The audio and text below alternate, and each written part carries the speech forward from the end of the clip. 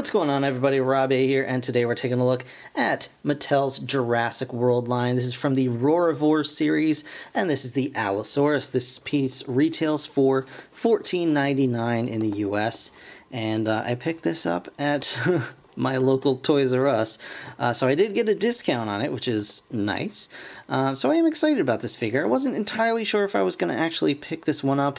It was on my wish list, but I had other things kind of piling up before it. Anyway, this is, of course, the Roarivores series, so you do get the button on the back, which activates the mouth and the roaring function. Well, in that case, I guess it was a stomping and growling function, but you get the idea. We do have some nice articulation here, which we'll go over once the figure is out of the package.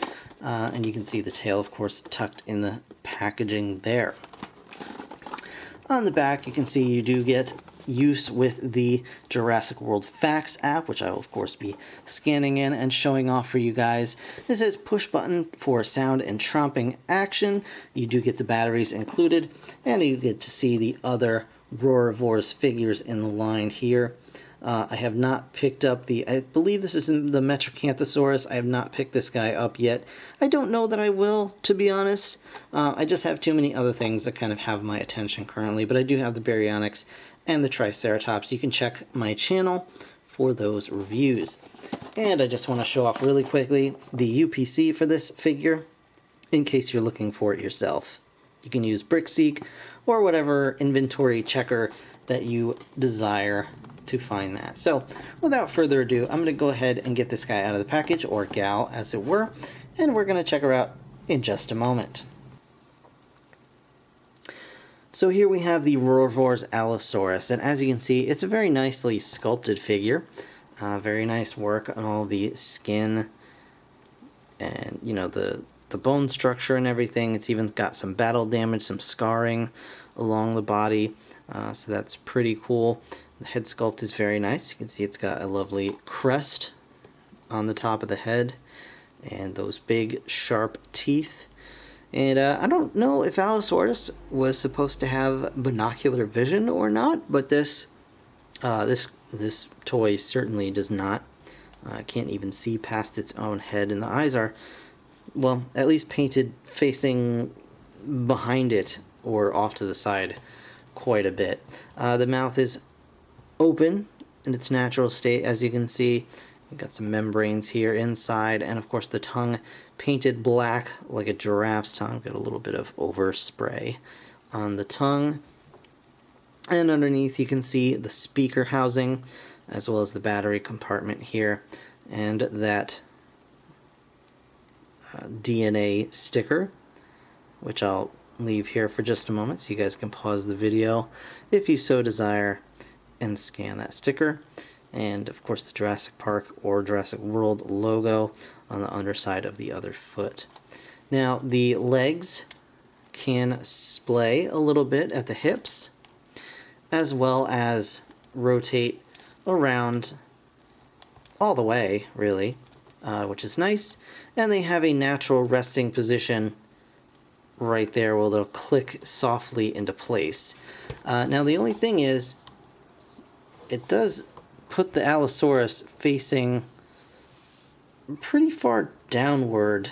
You know, the head is pretty far down, and I've noticed that this figure will fall over a lot when I've just left it alone, standing, you know, on a table or a shelf or whatever.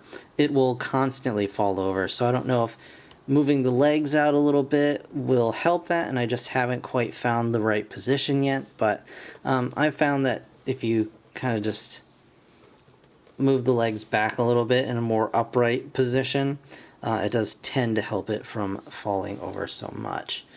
It's not perfect still, but it does tend to help. Now the arms are also jointed. You can rotate them back and forth. Not all the way. It does stop right about here due to the sculpting. Or actually, it feels like there's something internally that's preventing that from moving any farther, which is a little strange. But there you go. You do get a fair range with that. And of course, you've also got the swivel in the outward position, so you can get that kind of claws out like jumping out of the closet sort of look. Boo. And of course, you have the Roarivores function. So as I said before, the mouth is naturally open, and if you press the button on the back, it does one of two sound effects, as well as closing the mouth. So that's the first sound, and that's the second. I've had people try and explain to me why it makes sense to have the mouth close when you press the button. Like, you press it and then the mouth opens.